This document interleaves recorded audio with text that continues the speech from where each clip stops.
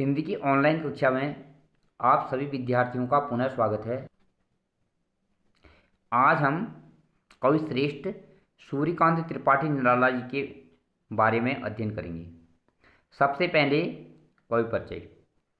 त्रिपाठी जी का जन्म बंगाल के महिषादल में सन 1899 में हुआ। वे मूलतः गढ़ाकुला, जिला उन्नाव, उत्तर प्रदेश के निवासी थे।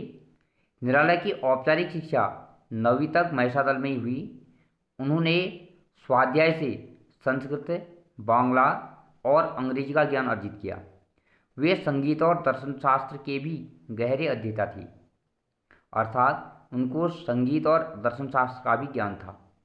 रामकृष्ण परमहंस और विवेकानंद की विचारधारा से वे बहुत प्रभावित थे। निराला का पारिवारिक जीवन दुखों और संघर्षों से भरा था। आत्मीयजनों के असामयिक निधन ने उन्हें भीतर तक तोड़ दिया। साहित्यिक मोर्चे पर भी उन्होंने अनवरत संघर्ष किया। सन 1961 में उनका देहांत हो गया।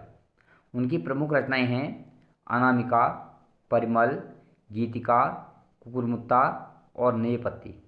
उपन्यास, कहानी, आलोचना और निबंध लेखन में भी उनकी ख्याति अविस्मरणीय है। निराला रचनावली के 8 खंडों में उनका संपूर्ण साहित्य प्रकाशित है। निराला विस्तृत सरोकारों के कवि हैं। दार्शनिकता, विद्रोह, क्रांति, प्रेम की तरलता और प्रकृति का विराट तथा उदात्त चित्र उनकी रचनाओं में उपस्थित है। उनके विद्रोही स्वभाव ने कविता के भाव जगत और शिल्प जगत में नए प्रयोगों को संभव किया। छायावादी रचनाकारों में उनने सबसे पहले मुक्त छंद का प्रयोग किया, इसलिए उन्हें मुक्त छंद का जनक भी कहा जाता है। शोषित, उपेक्षित, पीड़ित और प्रताड़ित जन के प्रति उनकी कविता में जहाँ गहरी सहानुभूति का भाव मिलता है, वहीं शोषक वर्ग और सत्ता के प्रति प्रचंड प्रतिकार का भाव भी। संकलित पाठ का भाव इस प्रकार है। उत्साह एक आह्वान गीत है जो बादल को संबोधित है। बादल निराला का प्रिय विषय है। कविता में बादल एक तरफ पीड़ित प्यासी जन की इच्छाओं को पूरा करने वाला है, तो दूसरी तरफ वही बादल नई कल्पना और नए अंकुर के लिए विध्वंस, विप्लव और क्रांति चेतना को संभव करने वाला भी है। कवि जीवन को व्यापक और समग्र दृष्टि से देखता है। कविता में ललित कल्पना और क्रांति चेतना दोनों हैं। सामाजिक क्रांति या बदलाव में साहित्य की भूमिका महत्वपूर्ण होती है। निराला इसे नवजीवन, नूतन कविता के संदर्भ में देखते हैं। अट नहीं रही है कविता फागुन की मादकता को प्रकट करती है। कवि फागुन की सर्वव्यापक सुंदरता को अनेक संदर्भों में देखता है। जब मन प्रसन्न हो तब हर तरफ फागुन का ही सौंदर्य और उल्लास दिखाई पड़ता है। सुंदर शब्दों के चयन एवं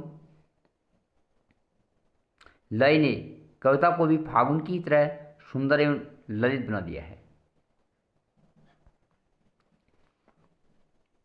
बादल गरजो, घेर घेर घोर गगन धारधर ओ, ललित ललित काले घुंघराले, बाल कल्पना कैसे काल पाले, विद्युत छब उर में कवि नवजीवन वाले, वैर छिपा नूतन कविता फिर भर दो। बादल गरजो, विकल विकल उन्मन थे उन्मन, विश्व के निदाक के सकल जन, आए अज्ञात दिशा से अनंत के घन, तप्त धरा जल से फिर शीतल कर दो। बादल गरजो, कवि बादल से आह्वान करता है कि हे बादल तुम गरजो, क्योंकि बादल जो है नई चेतना का प्रतीक है। नए उत्साह लोगों में भरते हैं। घेर घेर घोर गगन, हे बादलों गरजो और तुम घोर इस पूरे आकाश को चारों तरफ से घेर लो। हे धाराधरो, हे बादलों ललित ललित काले घुंघराले। अब कवि यहाँ पर बादल की तुलना छोटे बच्चे से करते हैं। जैसे छोटा बच्चे के गोल काले घुंघराले बाल होते हैं सुंदर, वैसे ही बादल ऐसे लग रहे हैं मानो उनके काले छोटे बच्चे के घुंघराले बालों के समान। बाल कल्पना कैसे पाले, अर्थात घुंघराले बालों के समान छोटे बच्चे घुंघराले बालों के समान। हे बादलों, जो अपने हृदय में विद्युत छवि नवजीवन वाले एक बिजली की चमक छिपाए हुए हैं, नया उत्साह छिपाए हुए हैं और जो लोगों को नया जीवन प्रदान करते हैं। हे बादल, और कवि यहाँ पर बादल को एक नए कवि के रूप में भी देखता है और कह रहा है कि तुम नई कविता की रचना कर दो। हे बादल गरजो, अर्थात गरजो, अपने बारिश से प्राणियों में बारिश की सहायता से नया जीवन भर दो। विकल विकल उन्मन्थे उन्मन विश्व के निदाघ के सकल जन, आए अज्ञात दिशा से अनंत के घन, तप्त धरा जल से फिर शीतल कर दो। बादल गरजो। विकल विकल अर्थात उन्मन थे उन्मन। उन्मन का अर्थ होता है जिस व्यक्ति का कहीं मन न लगे, अर्थात गर्मी के मारे सारे प्राणी यहाँ पर व्याकुल हो रहे हैं, दुखी हो रहे हैं और उनका कहीं भी मन नहीं टिक रहा है। विश्व के निदाघ के सकल जन, और सारे संसार के जितने भी लोग हैं गर्मी के मारे सभी परेशान हो रहे हैं। ऐसे में आए अज्ञात दिशा से अनंत के घन, ऐसे में पता नहीं अज्ञात जिनकी दिशा का भी ज्ञात नहीं है, ऐसे अनंत के घन कहीं ये बादल आकाश में आ चुके हैं। हे बादलों, अब आप आगे हो तो तप्त धरा, ये जो घर पृथ्वी है जो गर्मी से तप रही है, ऐसी तप्त धरा को, तप रही धरा को जल से फिर जो है शीतल कर दो। और हे बादलों गरजो।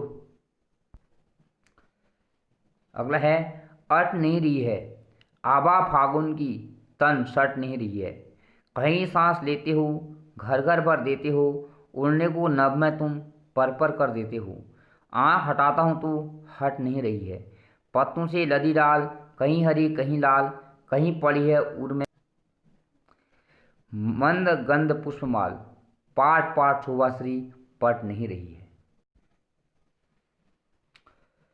अट नहीं रही अर्थात जो फागुन की सुंदरता का उन्हें यहाँ पर वर्णन किया है, फागुन की जो मादक सुंदरता है चारों ओर, वह कहीं समाई नहीं रही है, अर्थात वह ऐसी है जिसका वर्णन करना संभव ही नहीं है।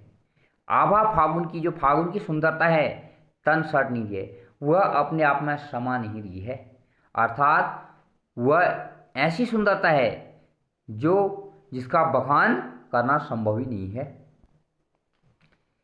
कहीं सांस लेते हो घर घर भर देते हो, उड़ने को नभ में तुम पर कर देते हो, आँख हटाता हूँ तो हट नहीं रही है, पत्तों से लदी डाल कहीं हरी कहीं लाल, कहीं पड़ी है उड़ में मंद गंध पुष्पमाल, पाट पाट शोभाश्री पट नहीं रही है।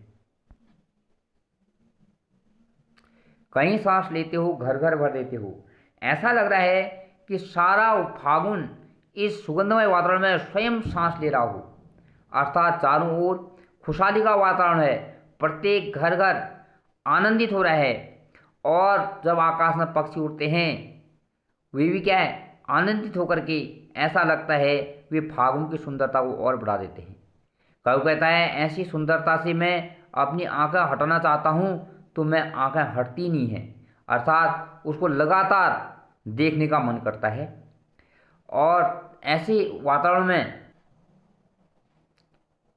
जो पत्तों से लदी हुई डालियां हैं कहीं हरी दिखाई दे रही हैं तो कहीं नई कोपल से युक्त लाल डालियां दिखाई दे रही हैं और कहीं हृदय में जो मंद और सुगंध से युक्त पुष्पों की जो मालाएं लिए हुए पेड़ जैसे सुशोभित हो रहे हैं, ऐसे जगह जगह पर जो फागुन की सुंदरता है शोभाश्री पाट पाट जगह जगह जो सुंदरता शोभाश्री जो सुंदरता है हर जगह पर पट नहीं रही है, ऐसा लग रहा मानो वह अपने आप में समा ही नहीं रही है, उस सुंदरता का बखान करना संभव ही नहीं है। धन्यवाद।